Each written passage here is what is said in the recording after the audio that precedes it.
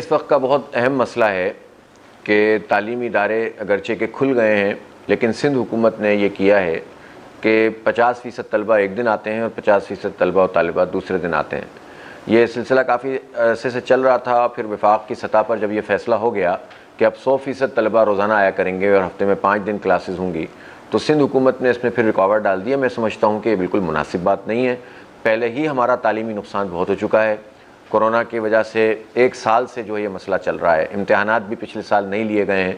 تو یہ سلسلہ جو ہے وہ اب پوری طرح سے ری اوپن ہونا چاہیے اور تعلیمی ادارے مکمل طور پر کھلنے چاہیے۔ اور یہ جو ایک طرح سے اب رکاوٹ بننے والی بات ہے تعلیم کے عمل میں، اور سندھ حکومت کو اس فیصلے کو فوری طور پر ریوائز کرنا چاہیے تاکہ تعلیم کا پروسیس آگے بڑھے۔ عجیب سی بات ہے کہ پچھلی مرتبہ جو 9 10 کے امتحانات کی ایگزامینیشن فیس لے لی گئی اور وہ فیس ہڑپ کر لی گئی، اور اس مرتبہ جو ہے وہ دوبارہ سے فیسیں وصول کی جا رہی ہیں، تو یہ حساب کون دے گا؟ اسی طرح سے تعلیم کے حوالے سے ویسے ہی ہمارے صوبے کے اندر تو بدترین صورتحال ہے، اور ہزاروں کی تعداد میں جو اسکولز ہیں سرکاری، وہ کرپشن کے اڈے بنے ہوئے ہیں، اور اسی طرح سے تعلیم کا جو اتنا بڑا بجٹ ہے وہ ہڑپ کیا جا رہا ہے۔ ایسی صورتحال میں پہلے ہی پڑھائی کے معاملات اتنے خراب ہیں، پرائیویٹ اسکولز کی حالت بہت خراب ہو چکی ہے، تو اب جو ہے وہ یہ تعلیمی سیشن پوری طرح سے بحال ہونا چاہیے تاکہ بچے بھی جو ہے وہ آرگنائزڈ وے میں جو تعلیم حاصل کریں۔ اللہ تعالیٰ نے ہم پر بڑا فضل کیا ہے، کورونا کی وبا اس طرح سے نہیں ہوئی ہے، بلکہ تعلیمی اداروں میں تو یہ وبا الحمدللہ آئی ہی نہیں ہے، اور انٹرنیشنلی بھی یہ بات موجود ہے